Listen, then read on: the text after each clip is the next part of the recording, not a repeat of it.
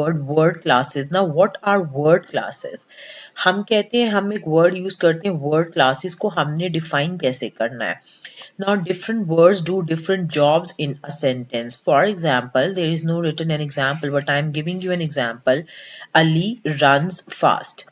Now Ali, when we say Ali, Ali हम कहते हैं Ali क्या है sentence में? Ali is something. Ali कुछ है और अली एक सेंटेंस के स्टार्ट पे है, तो वो क्या चीज है, हम उसको डिफाइन करते हैं एज अ नाउन.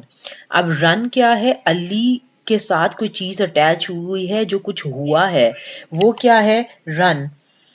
तो हम कहते हैं कि वो वर्ब है. तो वर्ड क्लासेस बेसिकली क्या होती हैं? वर्ड क्लासेस का मतलब ये होता है कि the words do different jobs in a sentence. हम कहते हैं कि a man is known by the company it keeps, but a word is known by the company it keeps. हम कॉन्टेक्स्ट देखते हैं कि अगर अली सब सेंटेंस के शुरू में है, इसका मतलब कि वो नाउन है, वो एक सब्जेक्ट है. तो इसी तरह से वर्ड क्लासेस का मतलब ये होता है कि according to the function and role a word performs in a sentence, we categorise those words into different classes. For example, we say a certain word is a noun, is a pronoun, it is a preposition. तो word classes को traditionally जो है parts of speech बोला जाता है, but I don't agree to this thing, because in speech, what happens in speech beta, that we can speak in one way or the other. If your language is not fluent, आपको अंग्रेजी नहीं आती है, and you people want to convey your message, आप गलत sentence भी बोलेंगे या कोई टूटी फूटी अंग्रेजी भी बोलेंगे, your communication is developed, your you can say thing is communicated. आपको communication आपका हो जाता है. Okay, what you want to say is said. लेकिन बेसिकली ग्रामर की इम्पोर्टेंस ज़्यादा होती है हमारी राइटिंग में, जहाँ हम देखते हैं कि फॉर्मल राइटिंग में, एकेडमिक राइटिंग में, वेयर वी सी कि एक वर्ड ग्रामेटिकली एक्सेप्टेबल हो रहा है कि नहीं हो रहा, सेंटेंस ग्रामेटिकली करेक्ट है कि नहीं है. अगर सेंटेंस ग्रामेटिकल करेक्ट नहीं होता तो हम उसको कहते हैं कि इसने गलत चीज़ लिखी हुई है, इसकी कोई सेंस ही नहीं बन रही है. जैसे आप एफएससी करते हो या आईकॉम करते हो, आईसीएस, तो उसमें आपको क्या पढ़ाया जाता है, इंग्लिश में करेक्शंस करवाई जाती हैं. ठीक है, कि इसकी करेक्शन करो, put the correct word, put the correct, for example adjective या प्रीपोजिशन, जो भी. तो ये क्यों करवाया जाता है? बिकॉज जो ग्रामर के रूल्स होते हैं वो इम्पॉर्टेंट होते हैं राइटिंग में, इसीलिए हम इसको कहते हैं कि ये वर्ड क्लासेस होती हैं.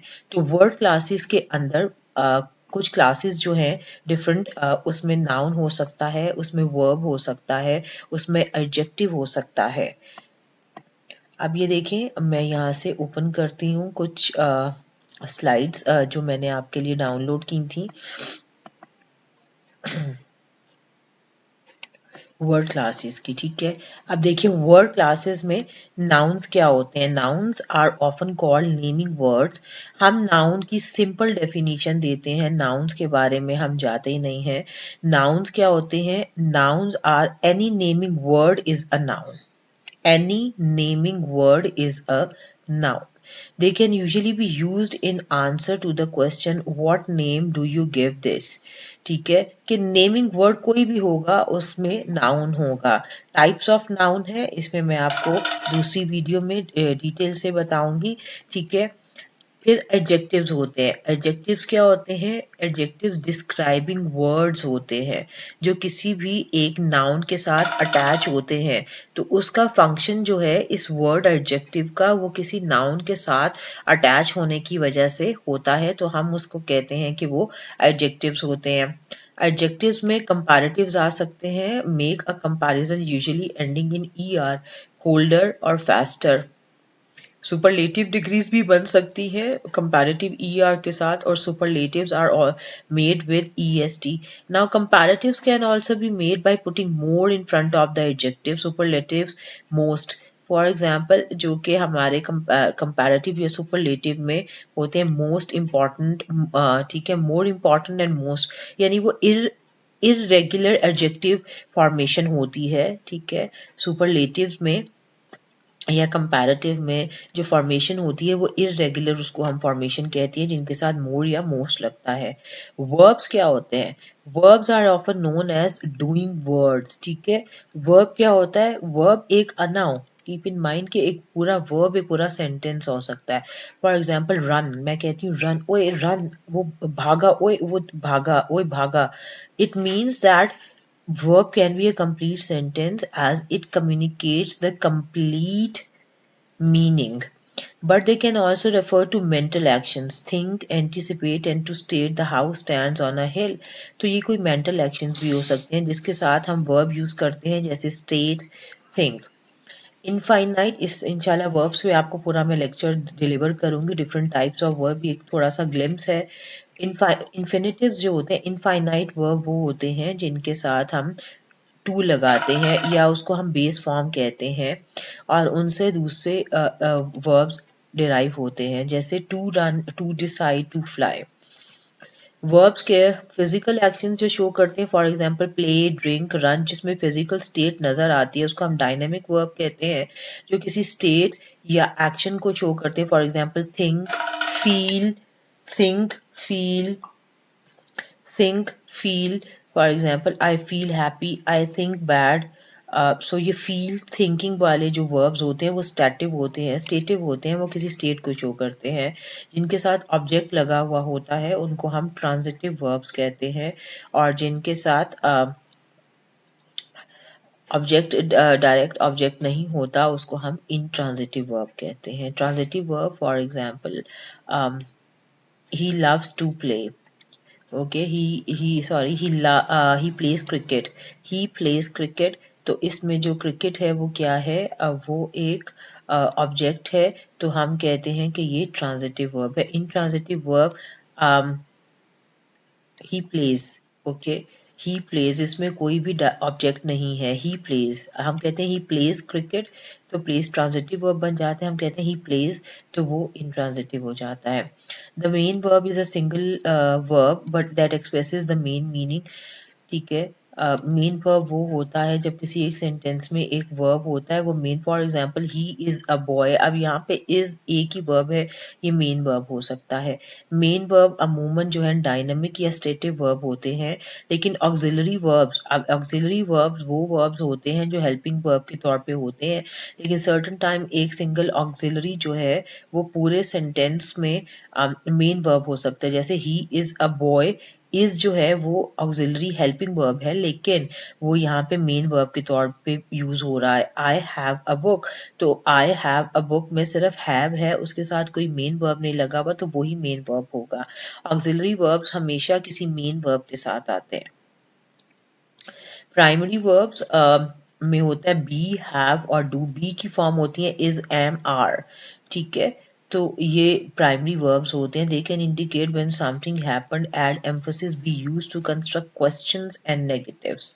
For example, do you have do you have something, for example you say I mean, do you like to eat apples, have you ever been to that place, ठीक है। इस बी की formation में is, M, are आ जाता है। Is this right, तो आप उसमें इजंट इट, ठीक है। और इस तरह आप उसमें क्वेश्चंस को और नेगेटिव्स को, for example I don't like it, ये नेगेटिव आ गया। I have not been there, it is not correct, उसमें नो आ जाता है या निगेशन आ जाती है। मोडाइल ऑक्सिलरीज में can, will, shall, may, must, इस तरह के, और they can also be use as ever use in conjunction with the main verb, ठीक है। कंजंक्शन मतलब कि वो किसी भी मेन वर्ब के साथ अटैच होते हैं। एक्टिव वॉइस में एक्टिव वर्ब होता है और पैसिव वॉइस में पैसिव वर्ब होता है। एक्टिव वॉइस क्या होता है? रचल क्लिप्ड हर नेल्स, ये एक्टिव वॉइस है जहाँ एक डायरेक्ट एक्शन शो कर रहा है।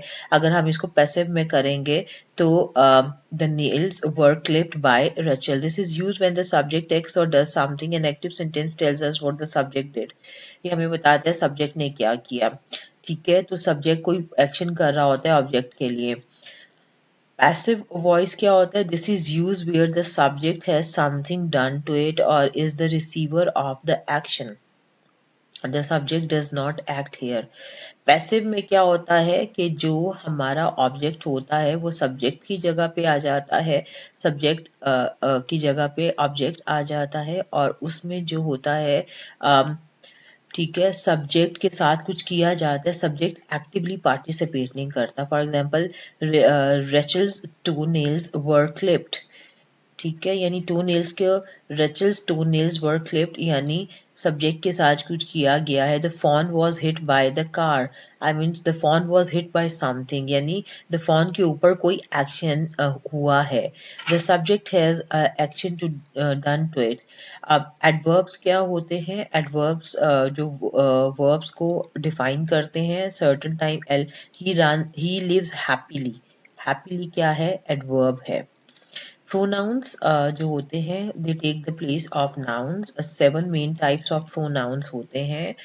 These replace the subject or object of the subject. For example, me and him, which refer to the I drove him home. ठीक है, और object I drove him home. I drove home, मैंने I drove him home.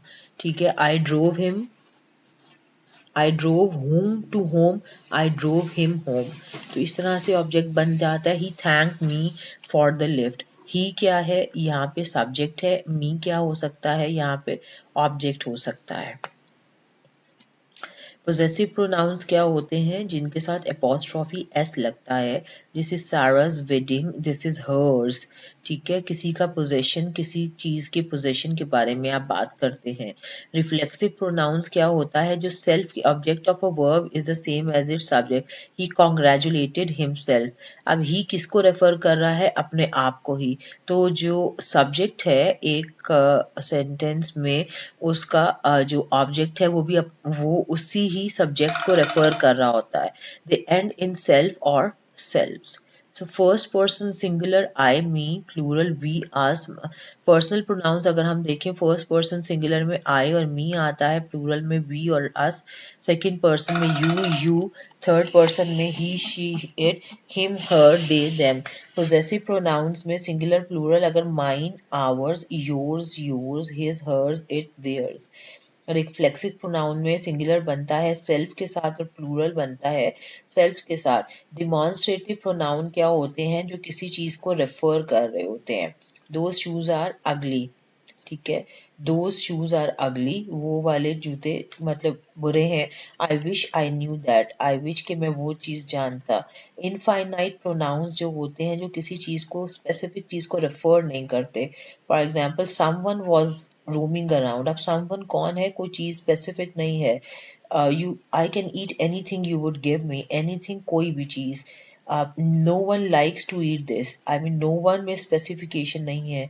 Everything around is done by me, everything में बहुत सारी चीजें आ जाती हैं, स्पेसिफिकेशन नहीं है। रिलेटिव प्रोनाउंस वो होते हैं जो कि नाउन के फौरन बाद लगाए जाते हैं। रिलेटिव प्रोनाउंस जो कि लिंकिंग वर्ड्स होते हैं। A city that has many tourist attractions, a city that refers to a city has many tourist, तो ये एक चीज को लिंक कर रहा है टूरिस्ट अट्रैक्शंस को सिटी के साथ। The relative pronouns are who, whom and whose, referring to people, and which and that, referring to things. Relative pronoun में हम ये कहते हैं I met a person which was very nice, ये गलत होता है। लिविंग बींग्स के साथ या पर्सन्स के साथ हम हुम लगाते हैं, ठीक है। Whose, for example, whose pencil is this, ठीक है, sorry, relative pronoun are who, whom. अच्छा, the boy whom you referred is my relatives. Okay, the thing that is on the table is not mine. ठीक है, तो inanimate चीजों के साथ हम that या which लगाते हैं। इंट्रोगेटिव प्रोनाउंस क्या होते हैं? जिनसे हम question, who is there. Now देखिए यहाँ पे इंट्रोगेटिव प्रोनाउन होता है। Which thing are you talking about, what is this, ठीक है। whose book is here, so this is interrogative pronouns। conjunctions क्या होती हैं? कंजंक्शंस दो तरह से होती हैं, coordinating conjunctions and subordinating conjunctions. इस पे मैं इंशाल्लाह आपको एक लेक्चर ब्रीफ सा दूंगी कंजंक्शंस के ऊपर। प्रेपोजिशंस क्या होती हैं? Prepositions these usually indicate in some way how one thing is related. इसमें एक चीज का दूसरी चीज के साथ रिलेशन हो सकता है in term of position, at, on, opposite. कौन सी चीज ऊपर है, नीचे है, सामने है, ठीक है, डायरेक्शन है, कौन सी डायरेक्शन में जाना है, इनटू, पास, टू, टाइम है, यानी ये सब चीजें प्रेपोजिशंस के जरिए शो होती हैं। A preposition shows the relationship between the noun that comes after it and something else. I spoke to the man at the reception desk. ठीक है। I spoke to the man. Which man? Sorry. Who is the man at the reception desk? तो certain time में जो preposition होती हैं वो noun के relationship को show कर रही होती हैं किसी और चीज के साथ। At the reception desk. reception desk पे बैठा हुए शख्स के साथ मैंने बात की। मैंने किस शख्स से बात की? जो reception desk पे बैठा था। और determiners को असल में articles भी कहते हैं। For example, the most common determiners are the known as the definite article a and an known as the indefinite article. तो the जो होता है, the boy in the corridor standing in the corridor is my friend. तो the क्या है? वो specific boy है। A boy was standing there, कोई भी लड़का, that वो indefinite हो सकता है, हम किसी खास person को refer नहीं कर रहे। Other determiners include possessive determiners my, our, you, his, her, its, their, and demonstrative determiner this, that, these, those. Determiners can also refer to quantity, either specifically 1, 2, 3 or more vaguely some few. तो determiner amount को भी something, for example, few people, few determiner है, many books, ठीक है, 1 boy, 2 boys, 3 boys, तो ये quantity को show कर रहे होते हैं, तो इनको हम डिटर्मिनर्स, क्योंकि ये एक नाउन को डिटर्मिन कर रहे होते हैं इन टर्म्स ऑफ क्वांटिटी, ठीक है, या इन टर्म्स ऑफ उसकी पोजेशन, माय बुक, योर